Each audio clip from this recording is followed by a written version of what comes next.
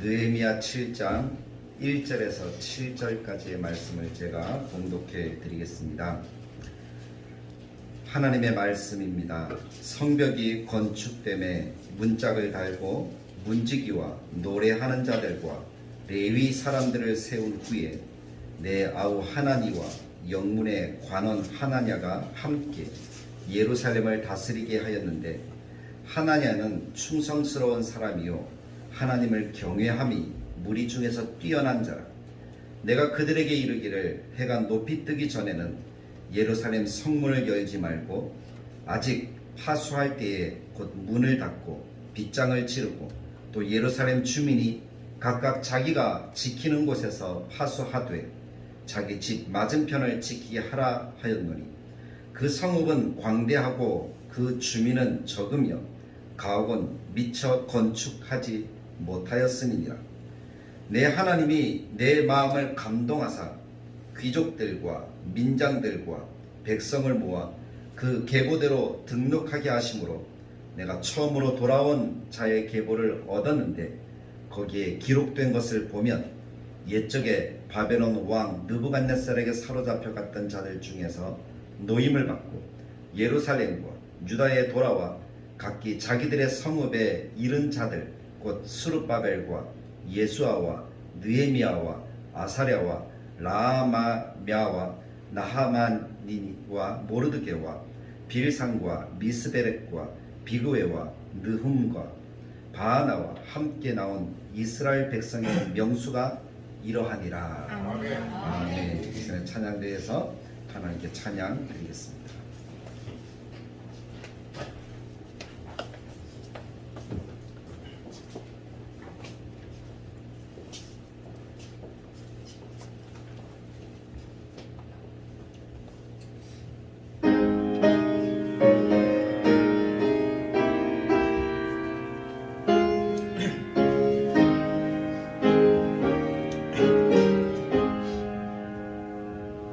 내 마음에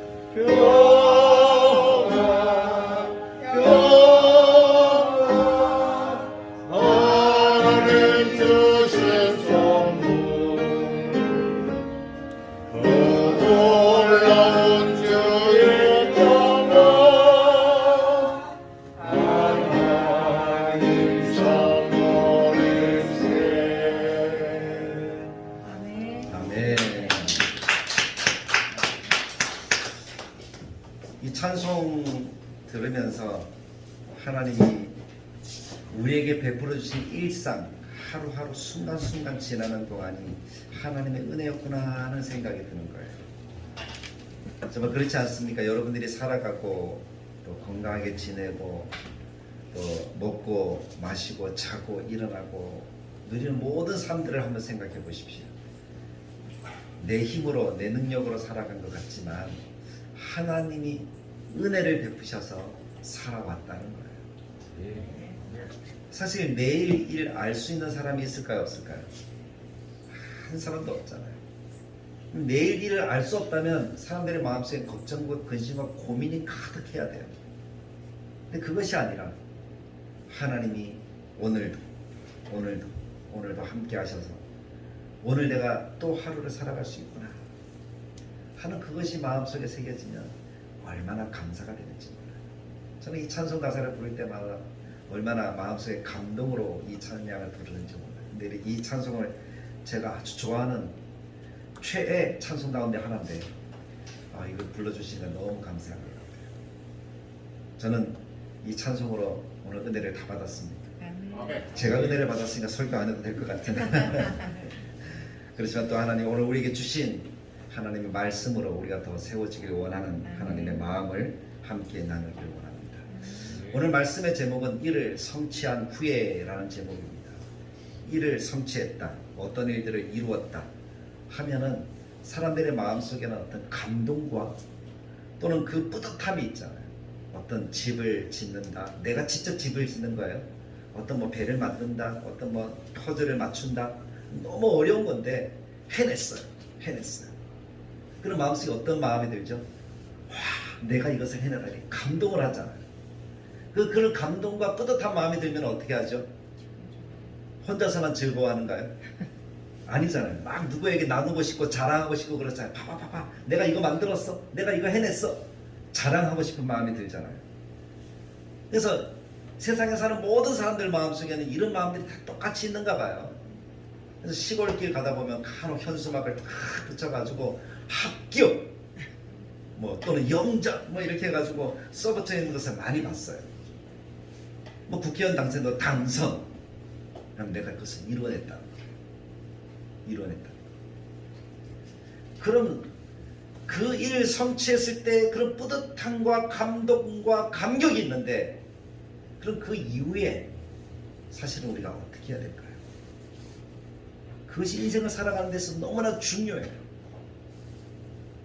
그것을 내가 분명하게 딱 잡지 않으면, 그 길을 분명하게 계산하지 않으면 성취한 것으로 끝내는 그런 사람이 될 수밖에 없어요. 거기까지예요. 근데 하나님이 우리들에게 주신 시간은 거기까지가 아니잖아요. 그 뒤에도 더 있고 앞으로 해야 될 일들이 더 많잖아요. 그래서 우리는 어떤 일을 성취했을 때 우리가 어떻게 해야 되는가 하는 것들도 고민하면서 하나님이 주시는 말씀을 통해서 지혜를 얻어야 된다는 거예요. 그래서 하나님이 저는 분명하게 다대로 교회를 회복시키셔서 새롭게 하실 줄 믿습니다. 아름답게 하실 줄 믿습니다. 그럼 그 다음에는 어떻게 해야 될까요? 우리가 먼저 그것을 생각해 보자는 거죠. 사실 느헤미야를 설교하면서 반복되어지는 부분들이 참 많습니다. 왜냐하면 중요한 부분이기 때문에 한 번 더 강조하고 한 번 더 강조하다 보면 반복되어지기도 한다는 거죠. 그렇잖아, 반복되었다고 해서 또 하시네 이런 말씀 이야기가 아니라 중요하구나 라고 생각하셔서 말씀을 마음속에 새긴다면 더 큰 은혜와 감동으로 살아가는 하나님의 자녀들이 될 줄로 믿습니다. 아멘. 오늘 말씀도 그런 맥락에서 우리가 말씀을 보아야 된다는 거예요. 느헤미야와 이스라엘 백성 예루살렘에 거하는 수많은 사람들이 하나님의 은혜로 성벽을 재건합니다. 그리고 완성합니다. 며칠 만에 완성했다고 지난 주일에 이야기를 했죠. 52일 만에. 우리가 계산적으로는 그래요. 한 가족이 한 부분을 맡은 사람들이 100m의 성벽을 재건해야 된다 그랬어요. 그것을 43에서 또는 45개의 가문이 그 일들을 해냈어요. 어떤 가문은 450m에서 500m 정도를 감당하기도 했어요. 말이 100m고 말이 400m지. 그 거리, 그 일이라는 것은 어마어마한 일 아닐까요?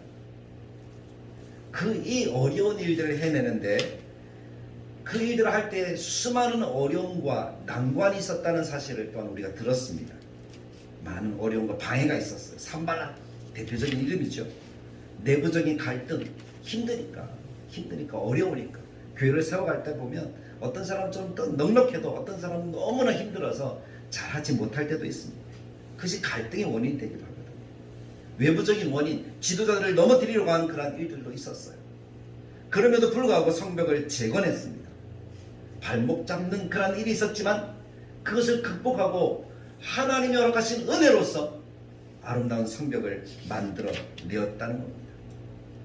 근데 성경을 보면서 그렇게 성벽을 아름답게 다시 지어내는 그 일들을 해낸 느헤미야, 그 많은 어려움들 속에서 어떻게 그 어려움들을 이겨낼 수 있었을까? 그것이 우리가 이 땅을 살아가는 데 있어서 우리도 어떻게 하면 이 일들을 이루어가면서 우리들의 삶의 형통과 평안을 가져오게 될까 하는 것들에 대한 답을 얻을 수 있어야 되는 거예요. 아, 느헤미야가 해냈구나. 느헤미야 참 대단한 사람이야. 거기까지만 생각해서는 안 된다는 거예요. 나도 느헤미야가 될 수 있다. 그럼 어떻게 하면 나도 느헤미야가 되는가 하는 것에 대한 답과 지혜를 우리는 성경을 통해서 느헤미야를 보면서 깨달아야 된다는 것이죠. 저 우리 다대로 교회가 그것을 깨닫게 되길 간절하게 축복합니다. 주변에 큰 교회들 보면서 와, 저기에는 교회당 건물도 있고 우리는 어떻게 하면 될까? 그렇게 부러워하고만 앉아있는 것이 아니라 우리가 할 수 있는 것들을 우리도 하다 보면 하나님이 우리에게 아름다운 것들을 만들어가 주신다는 겁니다. 제일 중요한 것이 뭔가 하면 처음 가졌던 그 마음을 끝까지 갖는 거예요. 변하지 않는 거예요. 저는 느헤미야를 보면서 아, 느헤미야가 그랬구나. 처음 마음을 변하지 않고 끝까지 붙들고 갔구나. 하나님이 느헤미야에게 주셨던 신앙의 모습이 무엇입니까? 하나님이 자기 동생을 통해서 자기 동생을 통해서 예루살렘이 회파되었고 사람들은 참 힘들다 하는 소식을 듣게 했잖아요. 1장 말씀에 보면 그렇게 나옵니다. 들었는데 느헤미야는 듣고 끝낸 것이 아니라 그것을 마음속에 새기면서 어떻게 하면 하나님의 나라를 다시 새롭게 할 수 있을까 하는 비전을 가진 거예요. 다대로 참 힘들다 어렵다 하는 것을 듣고만 있는 것이 아니라 어떻게 하면 다대로 교회를 새롭게 해서 하나님이 허락하시는 아름다운 나라, 아름다운 교회를 만들 수 있을까? 그 마음을 갖는 것이 비전이에요. 그 비전을 하나님이 주실 때에, 나라에 대한 비전을 느헤미야가 주실 때에 느헤미야는 그때부터 성경에 보니까 금식하며 기도했다. 왜냐하면 자기가 믿는 하나님은 지금 이스라엘 백성들이 이렇게 고통당하고 아파하는 이 모습을 그냥 보시면서 내버려 두실 분이 아니라는 믿음이 있었기 때문에 하나님은 새롭게 하셔서 다시 재건되도록 만들어 주실 것이다 하는 확신이 느헤미야에게 있었다는 겁니다. 그래서 그는 금식하며 기도할 수 있었던 거죠. 그랬더니 하나님이 그 일들을 구체적으로 이루어갈 수 있는 지혜와 모든 환경들과 여건들을 여셔서 그것을 이루었다 하는 것이 느헤미야의 이야기잖아요. 그럼에도 불구하고 그 속에는 참 많은 어려움이 있었습니다. 한 번, 두 번 어려움 당할 때는 그 어려움을 이길 수는 있잖아요. 헤쳐나갈 수는 있잖아요. 근데 그것이 반복되어지고 많이 잦은 그런 어려움들이 오면 어떻게 될까요? 힘이 빠지겠죠. 안 되는가 보네. 우리는 이미 삶을 살아가면서 그런 패배의식, 그런 마음들을 우리들의 가슴 속에 가지고 살아가는지도 모르겠어요. 조금 해보고 안 되네. 교회에서 어떤 일 하자 그러면 옛날에 해봤는데, 왜 우리 교회가 몇십 년 동안 하나님의 은혜로 우리가 그래도 신앙생활 해왔으니까 전에도 그런 일을 해봤는데 안 됐어. 그런 마음을 사람들이 다 가질 수 있다는 거예요. 근데 느헤미야는 처음 마음이 끝까지 변하지 않았다 그랬잖아요. 처음 가졌던 그 마음이 변하지 않고 끝에도 이루어갈 수 있는 그런 능력이 되었다는 거예요. 생각해 보십시오. 느헤미야가 왕 앞에 근심 어린 얼굴로 섰어요. 그럼 그 당시에 왕 앞에 근심 어린 얼굴로 선다는 것은 어떤 말인가 하면 나 지금 죽여주세요 하는 말이에요. 왕 앞에 설 때는 근심 어린 얼굴로 서서는 안 되거든요. 왜냐하면 느헤미야가 맡은 직무가 비서 역할이잖아. 특별히 술 맡은 관원이었어요. 왕을 지키면서 어떤 독이나 독극물이나 이런 것들로부터 왕을 지키면서 왕을 기쁘게 하는 사람이에요. 근데 근심 어린 얼굴로 술을 따른다고요? 그 말이 안 되잖아요. 항상 왕의 마음을 살펴서 왕 앞에 나아가는 사람이니까 근심 어린 얼굴이 되어서는 안 돼요. 근데 예루살렘을 생각하니까, 하나님의 교회와 나라를 생각하니까 얼굴에 수심이 가득한 거예요. 자기도 모르게 이제 죽었구나 라고 생각되어지는 것, 그 상황이었다는 거예요. 자기도 모르게 드러나니까 왕이 물을 것 아니야. 아니 느헤미야야, 혹시 무슨 일 있냐? 그때서야 아차 싶은 거예요. 그럼 어떻게 해야 되죠? 왕이시여 죄송합니다, 용서해 주십시오, 이렇게 해야 되는데, 느헤미야가 했던 첫 번째 행동은 왕 앞에 죽여주십시오 하는 그 말이 아니라 하나님께 기도하고 라는 것이었어요. 하나님이 주신 비전을 이루기 위해서 가장 큰 힘이 무엇인가 하면 하나님께 기도하는 것이라는 것을 알았다는 거예요. 그래서 그 순간에도 하늘에 하나님께 목도하고, 느헤미야 2장 4절에 보면 그렇게 기록되고 있죠. 기도하는 사람이었어요. 그랬더니 하나님의 선한 손길을 도우셔서 느헤미야가 예루살렘까지 가는 길을 여시고 물길도 주시고 또 예루살렘 성벽을 재건할 수 있도록 모든 것들을 도움받을 수 있도록 그렇게 하나님이 허락하셨다는 거예요. 그랬더니 그 지역의 수많은 사람들이, 예루살렘 뿐만 아니라 지역의 많은 민족의 사람들이 예루살렘을 흥왕하게 하려는 자가 왔다라고 이야기를 하면서 느헤미야가 예루살렘, 하나님의 나라를 흥왕하게 하는 사람이구나라고 인정하게 되는 거죠. 그 마음이 변함없이 하나님께 예배하고 하나님께 기도하니까 하나님이 그런 은혜를 베풀어 주셨다는 거죠. 예루살렘 성벽을 재건해 가기 시작합니다. 산발락과 도비야 이런 사람들이 와서 방해를 할 때에도 느헤미야가 취한 행동은 하나님이 우리를 도우신다라는 믿음이었어요. 그 믿음이 흔들리지 않았어요. 하나님을 바라봤어요. 그게 중요하죠. 백성들의 마음이 동하여서 백성들 사이에 갈등이 일어났어요. 스스로 힘이 빠져서 죽게 되었다라고 고백하면서 이제 우리가 성벽 재건하지 못하겠다고 이렇게 하는 일들이 일어났어요. 그때도 느헤미야는 백성들의 마음을 독려하면서 하나님이 도우신 이야기들을 해주는 거예요. 내가 마땅히 죽어야 되는데도 하나님이 도우셔서 오늘 이 자리까지 와서 여러분들과 같이 성벽을 재건합니다. 도비야 산발락 등이 10번이나 찾아와서 꽹과리를 치면서 야 이제 너희들 무너질 거다, 여호가 올라가도 무너질 거다. 여호는 작은 짐승이거든요. 그 정도로 나약한 성벽을 재건하면서 너희들이 어떻게 너희들 스스로 굳건하게 서려고 하느냐 하면서 10번이나 찾아와서 이야기할 때도 느헤미야는 하나님께 기도하면서 그 어려움을 이겨나갔다는 거예요. 4장 4절에 보니까 느헤미야가 이렇게 기도하고 있습니다. 우리 하나님이여 들으시옵소서. 우리가 업신여김을 당한 사람을 의지하고 그렇게 하는 것이 아니었어요. 느헤미야는 총독이었기 때문에 왕에게 편지 한 통만 보내도 군사들을 내어줍니다. 그 정도로 왕과 느헤미야는 밀접한 사이에 있었다는 거예요. 공권력을 이용할 수 있었지만 느헤미야는 그것을 이용하지 않았습니다. 기도했습니다. 하나님, 우리가 지금 당하는 모습을 보십시오. 그렇게 기도했다는 거예요. 그랬더니 도비야 산발락 이 사람들이 다 떠나가고 그들이 아무리 와도 그들이 흔들리지 않았잖아요. 지도자들의 문제로 백성들과 지도자들 사이에 갈등이 있었습니다. 그때도 느헤미야는 쉽게 화내는 것이 아니라 하나님이 주신 지혜로 깊이 생각하고 그 문제를 해결했다는 거예요.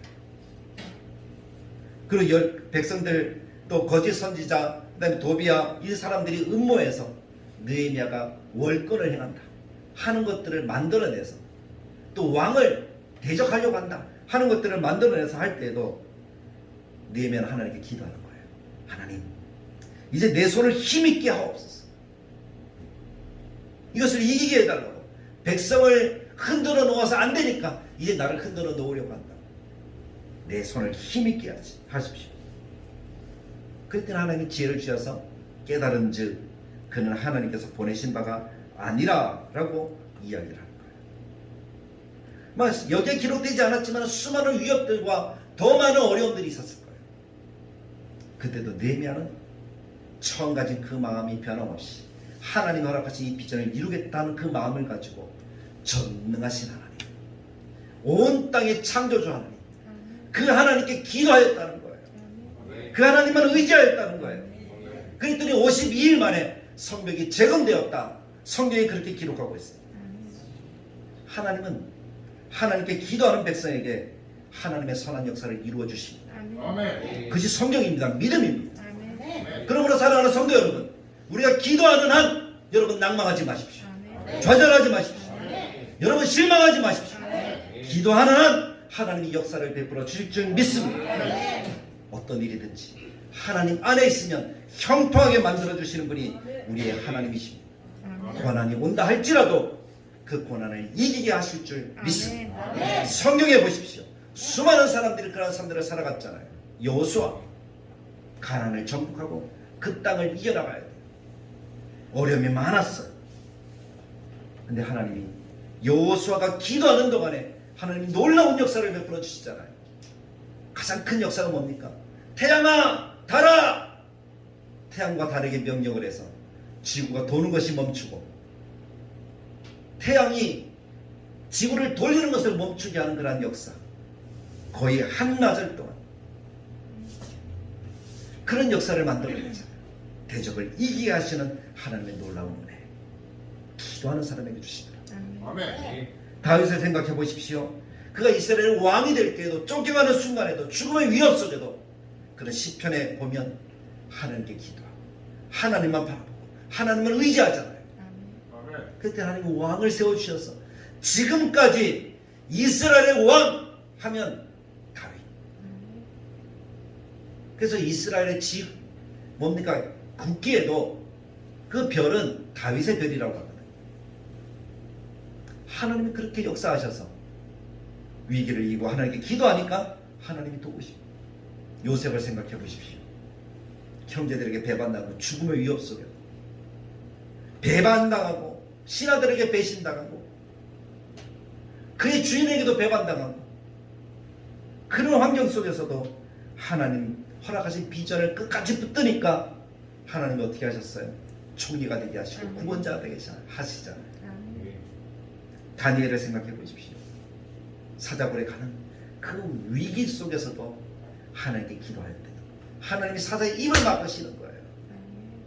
구원해 주시잖아요. 이 은혜와 하나님의 섭리가 오늘 우리들에게 충만하게 넘치길 간절하게 줍니다. 우리가 그것을 기대합시다. 기대하면서 함께 나아갑시다.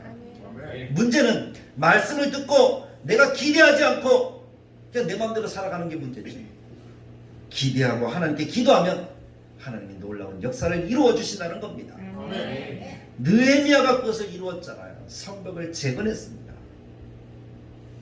처음에 느헤미야가 성벽을 재건할 때 백성들에게 한 이야기가 무엇입니까? 하나님의 선한 손이 우리를 도우신다. 우리가 다시는 지금 당하는 이런 수치와 어려움들을 우리가 다시는 당하지 말자. 그렇게 외치면서 백성들과 함께 아름다운 나라를 그 재건하기 위해서 얼마나 열심히 노력합니다. 52일이 지나고 나서 이스라엘 백성들이 보니까 어때요? 안전한 성벽이 만들어졌어요. 다시는 수치를 당하지 않게 될 겁니다. 그런 기대감 속에 이스라엘과 백성들이 얼마나 즐거워했을까요? 성경에 보니까 오른쪽에서 왼쪽으로 돌면서 성벽을 돌면서 백성들이 하나님께 영광의 예배와 영광의 잔치를 드리는 것을 우리는 후에 읽을 수가 있습니다. 성취했어요. 이루었어요. 이제는 다 만들었어요. 이제는 누리기만 하면 됩니다. 평화입니다. 근데 그 이후에는 어떻게 될까요? 사실 어떤 일을 이루었을 때 넘어지는 수많은 사람들을 우리는 성경을 통해서 또한 보아야 되잖아요. 다 됐다. 그러면 그 다음부터 이제 흥청망청으로 교만해져서 망하는 인생들 얼마나 많이 있습니까? 로또에 당첨된 사람들이 대부분 다 그런 것 같더라고요. 로또를 하는 이유가 뭡니까? 1억 천금. 돈을 얻기 위해서잖아요. 돈을 얻었어요. 그 다음에 어떻게 되죠? 많은 사람들이 그것을 누리면서 행복하게 사는 것이 아니라 1년 이내에 거의 대부분의 사람들이 탕진을 하고 이전보다 더 고통스러운 삶들을 살아간다 하는 그런 이야기들을 우리가 참 많이 듣잖아요. 이를 성취한 이후의 일들을 생각하지 않으니까. 그런 인물로 대표적인 인물이 사울이라는 왕입니다. 왕이 되었습니다. 그 왕이 되기 전에 겸손했어요. 왕이 되어서 나라를 세웠어요. 그런데 그 이후부터 사울은 어떻게 됩니까? 교만해졌어요. 처음 마음을 끝까지 갖추지 못하고 처음 마음을 잃어버렸어요. 하나님을 의지하지 않습니다. 망하는 인생이 되고 자기만 망하는 것이 아니라 자기 자손들도 망하는 그런 인생이 되고 말지 않았습니다. 히스기야를 생각해 보십시오. 히스기야 우리가 생각하면 얼마나 위대한 왕입니까? 정말 히스기야만큼 위대한 왕이 어디 있습니까? 기도했더니 아수르의 대군이 80만이 일순간에 다 하나님이 제거해 주십니다. 기도했더니 그가 죽을 병에 걸렸는데 그 죽을 병이 낫습니다. 건강해졌습니다. 그래서 히스기야는 건강한 몸이 되었잖아요. 기도했더니 해시기가 15도 뒤로 물러갔어요. 시간을 움직였어요. 그게 증거였잖아요. 하나님이 자식까지 주셨어요. 근데 그 이후에 어떻게 되죠? 그는 교만해졌습니다. 하나님부터 징계를 받는데 너희 모든 것들이 성전의 모든 것들이 바벨론으로 다 옮겨지게 된 거다. 그 원인이 교만이었습니다. 망하는 거예요. 그의 자식은 어떻게 됩니까? 남유다의 역사상 가장 큰 우상을 섬긴 왕이 므낫세잖아요. 히스기야가 그 연장받은 15년 사이에 낳았던 아들이 가장 오랜 기간 동안 이스라엘을 망하게 만드는, 그래서 하나님이 성경에 므낫세의 죄 때문에 남유다도 망하게 되었다 그렇게 말씀하실 정도로 그런 실패와 절망 속에 길을 걸어가는 사람이 바로 히스기야. 솔로몬은 어떻습니까? 성전을 지었어요. 자기 궁전을 아름답게 지었어요. 은혜죠. 다윗이 만들어 놓은 것으로 그렇게 했습니다. 근데 그 이후에 어떻게 되죠? 솔로몬이 하나님 주신 지혜로 40년을 왕으로 살지만 그의 노년에는 하나님이 아닌 우상을 온 천지에 깔아놓는 그러한 죄를 짓고 말잖아요. 남북 갈라져서 나라가 쪼개지는 그런 아픔. 그 이유를 생각하지 못한, 뭐 어떤 일을 성취했을 때 그 다음을 생각하지 못한 사람들의 그러한 우리들이 본보기로 보아야 되는 그런 모습들 아닙니까? 그래서 우리도 어떤 일을 성취를 분명히 할 텐데, 하나님이 이루어 주실 텐데, 그런 역사들을 만들어 주실 텐데, 그럼 우리는 어떻게 해야 될까? 우리는 그것을 고민하면서 지혜롭게 모든 일들을 해나가는 것이 우리들의 삶의 모습이어야 합니다. 그럼 느헤미야는 어떻게 했을까? 성벽을 재건했습니다. 끝입니까? 아니더라고요. 첫 번째는 성벽 재건이 완료되었음을 알리는 문짝을 튼튼하게 달았어요. 문짝을 단다는 것은 집을 지을 때 문을 제일 뒤에 달까요? 아니면 중간에 달까요? 제일 뒤에 달잖아요. 그래서 문을 탁 잠굽니다. 다 됐다는 거예요. 그래서 사람들의 출입을 제한하고 외부적인 위협으로부터 방어할 수 있게 되었다는 사실을 이야기를 하는 거예요. 내가 다닐 수 없는 집은 집이 아니잖아요. 문이라는 것은 그런 역할을 합니다. 무슨 일이든 바라볼 수 있도록 하는 어떤 표지가 필요한데 그것이 문짝을 다는 거예요. 완성됐다! 도장을 찍는 거죠. 그래서 자기 혼자만 하는 것이 아니라 모든 사람들이 알도록 그렇게 완료되었음을 선포합니다. 그 두 번째 했던 것이 문지기를 세웁니다. 문지기를 세운다는 것은 이제 마무리되었다는 거예요. 안전해졌다는 거예요. 이제 지켜도 된다는 거예요. 우리 집이라는 거예요. 그 문지기 열쇠를 단다는 것은 뭡니까? 열쇠 키를 누가 들고 있어요? 내가 들고 있어요. 그럼 이것은 이제 내 집이라는 거예요. 내가 관리한다는 거죠. 느헤미야가 이야기했던 것은 다시 수치를 당하지 않게 되었다는 것입니다. 그래서 문지기들에게 임무를 맡기죠. 파수하는 임무를 맡깁니다. 해가 뜨면 문을 열고 해가 지면 문을 닫고 빗장을 지르라. 그리고 파수해라. 지키라는 거예요. 그리고 그들에게 구하는 것이 충성이었습니다. 아침과 해 뜰 때와 해 질 때 그들이 감당해야 할 일들을 맡겼다는 거예요. 그 다음을 준비하는 거죠. 그래서 하나님이 허락하신 교회가 든든하게 세워지면 교회도 그래야 된다는 거예요. 담당자들을 세워가는 거예요. 그 사람들은 충성을 다하는 거죠. 파수하는 거죠. 세 번째는 노래하는 자들과 레위인을 세웠다. 그렇게 말씀합니다. 이전까지 레위인은 뭐하고 있었습니까? 레위인의 역할이 무엇입니까? 레위인은 성전에서 하나님께 예배하는 역할입니다. 백성들이 하나님께 드리는 것으로 먹고 사는 사람들입니다. 자기 일들을 하지 않습니다. 근데 지금까지는 레위인들이 성전을 지키지 못했습니다. 파수하지 못했습니다. 자기 살기 바빠서 그랬다는 거죠. 왜냐하면 백성들이 하나님의 전을 돌아보지 않으니까. 그래서 느헤미야는 이것을 이제 바로 세워가는 거예요. 하나님이심이, 우리가 믿는 분이 하나님이심을 선포하면서 우리는 마땅히 어디로 가야 되는가 하면 성령은 있지만 우리의 중심은 하나님께로 가야 한다는 사실을 이야기를 하는 거예요. 노래하는 자를 세운다는 것은 예배자를 세운다는 거예요. 레위인을 세운다는 것은 예배를 돕도록 한다는 거예요. 하나님 중심의 신앙으로 백성들을 돌려놓는 거죠. 그 이전부터 그렇게 했어야 됩니다. 우리의 중심은 항상 하나님이어야 합니다. 하나님을 바라보고 의지하는, 하나님을 믿는 그런 삶이어야 합니다. 어떤 일들을 이루면 영광은 누가 받으셔야 되죠? 하나님이 받으시고 나는 숨겨져야 됩니다. 그것이 하나님이 원하시는 삶의 모습이에요. 하나님의 때가 되면 하나님이 우리도 높여주십니다. 그래서 기대하면서 그냥 하나님을 바라보고 의지하는 하나님 중심으로 살아가는 백성들이 되어야 된다는 거예요. 그래서 느헤미야는 그 중심을 바로 세웠어요. 노래하는 자들을 세우고 레위를 세워서 제대로 성전을, 예배를 드릴 수 있도록 만들어 갔다는 겁니다. 우리의 중심이 또한 그렇게 되어서 하나님의 복락을 누리는 우리 다들교회가 되기를 간절하게 축복합니다. 그리고 그 다음에 예루살렘을 다스릴 지도자들을 세웠어요. 물론 자기가 총독입니다.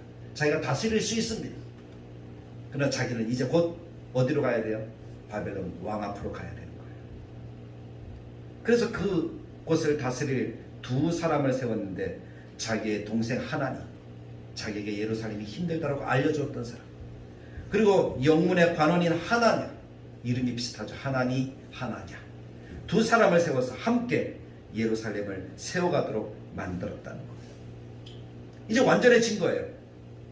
경과 성읍이 된 거예요. 통치자도 생겼으니까 백성들을 다스리기만 하면 되는 거예요. 근데 그 사람을 세울 때 아무나 세운 것은 아닙니다. 세우는 조건이 성경에 기록되는데 7장 2절에 보니까 이렇게 이야기를 해요.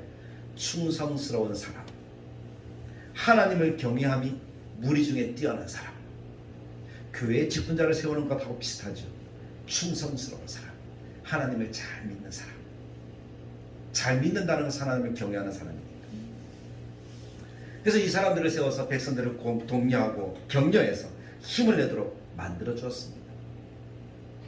느헤미야 자기가 해도 되는데 자기는 뒤로 빠졌어요. 그게 참 지도자의 모습 아닐까요? 영광을 받으셔야 되는 분은 하나님이시고 자기는 그냥 청직일 뿐이에요. 느헤미야가 가졌던 마음이 그런 마음이에요. 그리고 마지막으로 백성들에게 모든 공을 돌리는 그런 삶을 살더라고요. 그것이 5절부터 나오는 7장 5절부터 마지막 절까지 기록되어지는 그런 느헤미야의 모습들이에요. 보통 어떤 일을 이루면 누구의 이름을 탁 대문 앞에 묘비석에 박죠. 누구의 이름을 박아요? 자기 이름을 박잖아요. 그림을 대작을 그리면 대작 밑에다 뭘 해요? 서명을 하거든요. 자기 이름을 써요. 내 그림이라는 거죠. 근데 느헤미야는 성벽을 재건했어요. 그리고 묘비석을 세워요. 누구 이름을 써요? 자기 이름을 쓰는 것이 아니라 백성들을 기념하는 거예요. 백성들을 높이는 거예요. 그래서 처음 돌아왔던 사람들까지 느헤미야는 놓치지 않고 처음 예루살렘으로 돌아왔던 사람들이 얼마나 고생이 많았습니까? 성전을 짓고, 그리고 지금 느헤미야 같이 성벽을 짓고 있잖아요. 그래서 느헤미야 자기보다 백성들을 세워서 그 그 사람들의 공로를 취하는 거예요. 성경에 느헤미야서에 다시 그 사람들의 이름을 한 번 더 기록해 줍니다. 원래 이 사람들의 이름은 어디에 나옵니까? 에스라서에 먼저 한번 나왔어요. 그럼에도 불구하고 느헤미야는 이 사람들을 한 번 더 이야기를 함으로써 모든 일들은 이 사람들이 있다는 거예요. 그게 진짜 지도자의 모습 아닐까요? 내 이름을 내서 내 이름만 높이고 하는 것, 그것이 아니고 성도들이 열심히 해서 성도들이 아름다운 교회를 세워갔다. 그렇게 높이고 또 높였습니다. 그래서 백성들의 지도자, 가장 수고한 지도자의 이름을 먼저 기록하고 각 자손의 우두머리의 이름을 기록하고 그 다음에 제사장과 레위인들을 기록하고 레위인이라고 하였지만 명확한 자기 소속이 없는 사람들까지 기록함으로써 그 사람들을 치하는 거예요. 그러면서 나중에는 노비와 짐승들까지 기록하고 각 사람들의 헌신에 대해서 아름답게 기록함으로써 거기 보니까 자기 이름은 쏙 빠져요. 많은 사람들이 함께 했다는 거고 그 사람들과 함께 아름다움을 만들어 갔다는 거예요. 그런 느헤미야의 모습을 보면서 이 사람이 하나님이 함께 하시는 참 지혜로운 사람이구나. 모든 일은 하나님의 선한 손길이 있어야 합니다. 아멘. 하나님이 도우시면 그 일들이 이루어집니다. 아멘. 근데 그 일들을 이루는 비결은 우리가 하나님께 기도하면서 만들어가는 거예요. 아멘. 지도자 혼자 하는 것이 아니라 함께 하는 거예요. 아멘. 그 역사를 이룰 때 우리는 이를 성취할 수가 있습니다. 우리 다대로 교회가 하나님이 쓰시는 교회, 하나님이 역사하시는 교회, 아멘. 하나님이 복 주셔서 더 많은 영혼들을 구원하는 교회, 아멘. 하나님의 나라를 선포하는 교회, 하나님의 이름을 드러내는 교회가 되기를 간절하게 축복합니다. 아멘. 우리 이름 좀 빠져도 하나님의 이름만 드러나면 그것으로 만족할 수 있도록 우리 신앙이 그렇게 성장했고 느헤미야를 본받는 그런 삶의 모습이 되기를 간절하게 축복합니다. 아멘. 다 느헤미야가 됩시다. 다 느헤미야가 되십시오. 아멘. 다 느헤미야가 되십시오. 아멘. 그런 마음으로 하나님의 교회를 세워갑시다. 아멘. 저도 그렇게 하겠습니다. 아멘. 우리 성도님도 그렇게 하셔서 하나님이 기뻐하시는 아름다운 일, 다들 교회를 세워가는 일들을 우리 모두가 이루어서 그리고 모든 영광을 하나님께 돌려드림으로써 우리들이 하나님 앞에서 청지기로 살아가는 우리 모든 성도들이 되시기를 주님의 말씀을 따라 간절하게 축복합니다. 아멘. 참 좋으신 하나님, 오늘 우리가 하나님의 말씀을 봅니다. 말씀을 듣습니다. 느헤미야의 모습을 봅니다. 하나님, 우리가 느헤미야가 되게 해주십시오. 하나님과 같이 아름다운 다들의 교회를 세워가는 그런 느헤미야가 되게 해주십시오. 함께하는 백성, 성도들이 되게 해주십시오. 그래서 하나님, 우리 교회가 이제 회복되어져서 2022년에 하나님의 영광을 우뚝 드러내고 하나님의 역사를 만들어가는 그런 교회가 되도록 주님이 인도해 주시기를 간절하게 바라고 소망합니다. 아멘. 하나님 은혜를 나타내 주시고 긍휼을 다하시고 하나님의 뜻이 이루어지도록 주님이 역사하여 주시옵소서. 아멘. 하나님만 높임 받으시고 영광 받으시는 거룩한 은혜를 나타내 주시옵소서. 아멘. 말씀을 새기고 그 말씀대로 순종하는 한 주간이 되도록 도와주시기를 간절하게 바라고 소망할 때 우리 주 예수님의 이름으로 기도드리옵나이다. 아멘. 찬송가 401장 찬양 드리시면서 준비한 예물 하나님께 드리겠습니다.